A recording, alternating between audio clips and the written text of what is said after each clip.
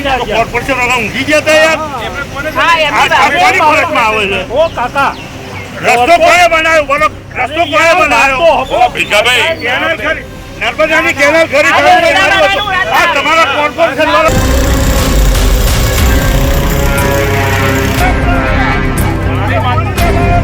દાદા કાલના આયા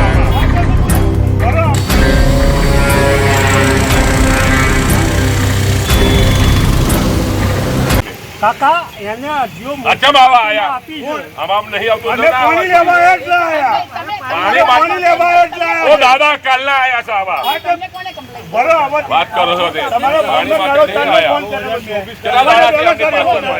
ચલો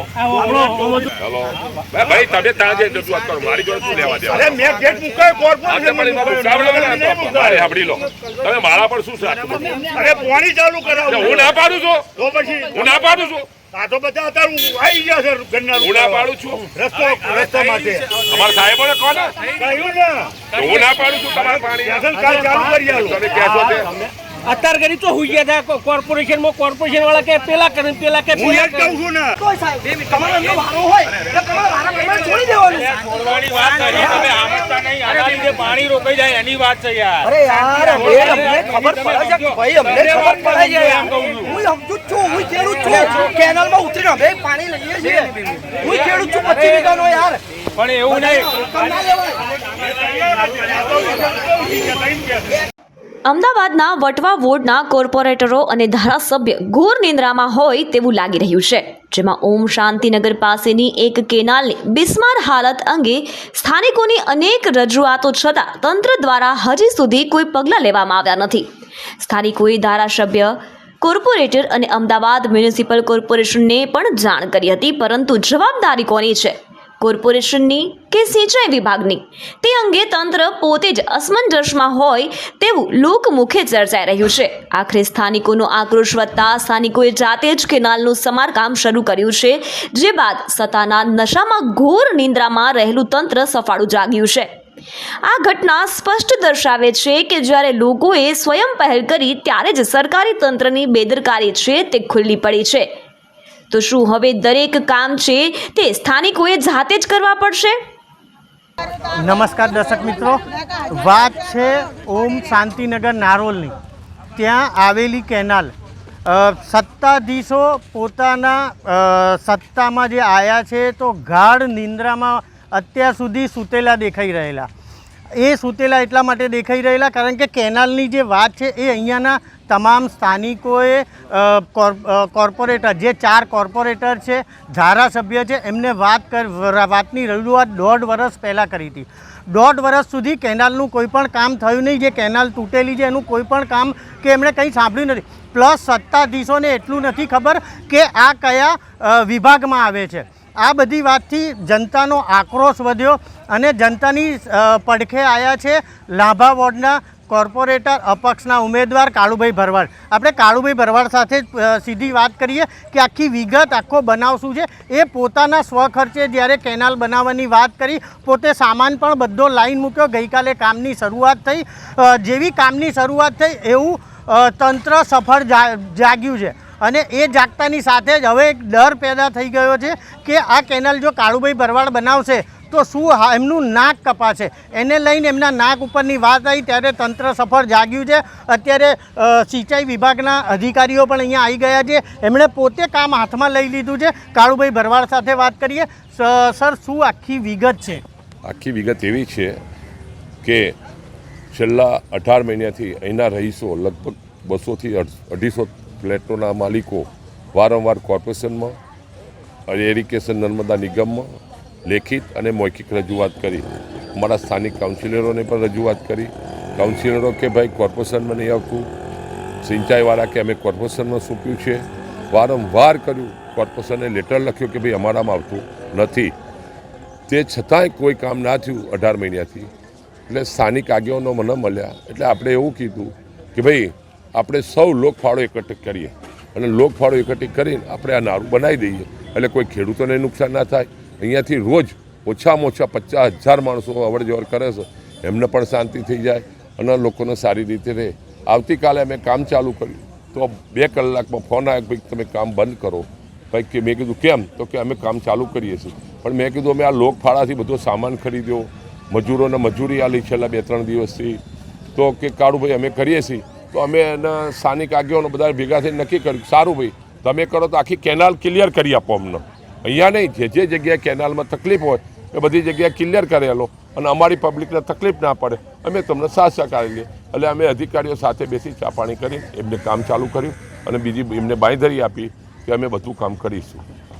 આ કામ જે છે, આ જે કામ છે એની જે શરૂઆત થઈ, બરાબર, તો તમે જે સામાન લઈને આવ્યા તો એ સામાન વિશે તમારે કઈ વાતચીત થઈ છે ખરી એમની સાથે? ના, એમની જોડે તો અમારે તો એમને પૂછવાની શું જરૂર? વાતચીત કરીએ કે ભાઈ આ સામાનના પૈસા કોણ આપશે? તો કે કાળુભાઈ અમે ક્યાંથી આપીએ, સ્વાભાવિક વસ્તુ છે, એ અધિકારી છે એટલે ના આપીએ કે. એટલે અમે એવું નક્કી કર્યું કે ભાઈ હવે આપણે જોડે વાળીશું, બીજું શું થાય કહો. અધિકારીઓને તો ડિસ્ટર્બ ના કરે, અધિકારીઓને હેરાન ના કરે, એમના ઘરનો પાવર તો છે નહીં સાહેબ, એ કોઈને કોઈ રોકડી ના આપી શકે. એટલે અમે સ્થાનિકોને અમે બધાને ભેગા થઈ, સારું ભાઈ આપણે બધા 5-5, 10-10 રૂપિયા જોડે વાળીશું, બીજું શું થાય. આ કાળુભાઈ હતા. કાળુભાઈએ જે વાત કરી એમાં એમણે પોતે આ બધું અહીંયા સ્થાનિકો સાથે ભેગા થઈ અને આ બધું શું કહેવાય બનાવવાનું જ્યારે ચાલુ કર્યું ત્યારે તંત્ર સફળ રીતે જાગ્યું છે. અહીંયા અધિકારીઓ પણ આપણી સાથે છે.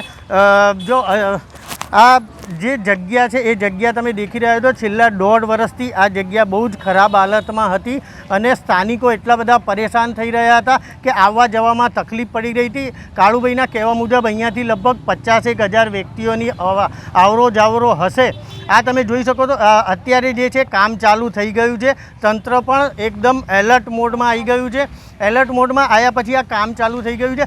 અત્યારે જે છે એ સ્થાનિકોનો રોષ છે. આપણે સ્થાનિકો જોડે પણ વાત કરીએ અને જાણીએ કે આ શું ને કેટલા મહિનાથી આ એ લોકો વ્યથા ભોગવી રહ્યા હતા. હું પોતે ઓમ શાંતિનગરમાં છેલ્લા 15 વર્ષથી રહું છું.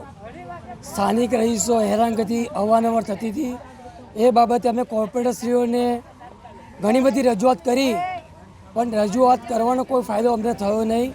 એટલે અમારા જે કમિટી મેમ્બરો છે સોસાયટીના, તેમજ જે દરેક એરિયાના ફ્લેટવાળા ચેરમેન છે, સેક્રેટરી છે, એ લોકો જોડે ભેગા થઈ અમે 100 ખર્ચે આ કરવાનું પ્લાનિંગ કર્યો.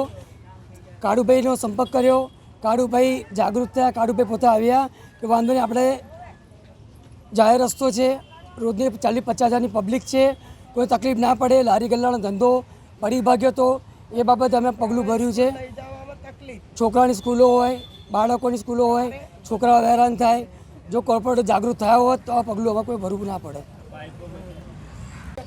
શું તમને તકલીફ પડી રહી હતી? આ જે કેનાલ તૂટેલી છે, આ કેનેલ અત્યારે 2 મહિનાથી તૂટેલી છે. જ્યારે વોટ લેવું હોય ત્યારે બધા જાગૃત થાય છે અને અત્યારે વગર વોટે ખાલી કાલું ભરવાડે અત્યારે કામ લીધું ભાઈએ, તો અત્યારે બધા નાગરિક ઊભા થઈ ગયા કે અમે કામ કરશું તો એ ગલત છે. જે કરતા હતા અમને કરવા નહીં દીધું. અત્યારે મોલવાળા ભાઈએ થોડી મદદ કરી હતી કે ભાઈ આપણે બધા જાગૃત થવાનું કામ કરાવો, તો બધાએ કર્યું બી ખરી. પણ અત્યારે આટલા સમયથી આ જનતા કઈ બાજુ સૂઈ ગઈ હતી, સરકાર કઈ બાજુ સૂઈ ગઈ હતી, એ અમને ખબર પડતી નથી. કે સરકારને જાગૃત ના થવું પડે, એમને જોવું ના પડે, એમની ફરજિયાત નથી કે ભાઈ આ અમારું કામ છે તો અમારે કરવું પડે. આટલા લગન સરકાર કઈ બાજુ હતી? આ તમે લોકોએ બધાએ ઘરના થઈને આપણા સમજુ માણસો થઈને કામ લીધું, ત્યાં સુધી સરકાર જાગૃત ના થઈ. આ વોટિંગ લેવું હોય તો ભજીયા ખાવા આવો, પકોડીઓ ખાવા આવો ને વોટ આપીને જતા રહો, આ એમનું કામ છે. પણ આવું કામ થવા માટે એમને કંઈ ટેમ જ નથી. એ બસ ખાલી સૂઈ ગઈ છે. અને અત્યારે કાળું ભરવાડ જાગૃત થયા છે તો એમ કહેશે કે ના આ કામ નહીં થવા દે, તો શું કામ નહીં થવા દે ભાઈ? એમનો ખર્ચો અમને માથે પાડવાનો છે. અત્યારે અમે બધા સરકાર નાગરિકો અને બધા સોસાયટી બિલ્ડિંગો વાળા બધા ભેગા થઈને એક જ કહેશે કે વોટ લેવો હોય તો અહીંયા પેલું કામ થવું પડે, નકર અમે કોઈને વોટિંગ આપશું નહીં. આટલું અમારું કહેવાનું છે. તમે કાળુભાઈની વાત બી સાંભળી, અહીંયાના સ્થાનિકોની બી વાત સાંભળી, કેટલી વ્યથા હતી. હવે આ જે કામ છે એ કામ ચાલુ થઈ ગયું છે. હવે ક્યારે પૂર્ણ થશે, એ પૂર્ણ થાય એની અહીંયાના સ્થાનિકો રાહ જોઈ રહ્યા છે. કેમેરામેન ગૌતમ જાદવ સાથે હિતેશ ગજ્જર, અસ્મિતા ભારત, અમદાવાદ.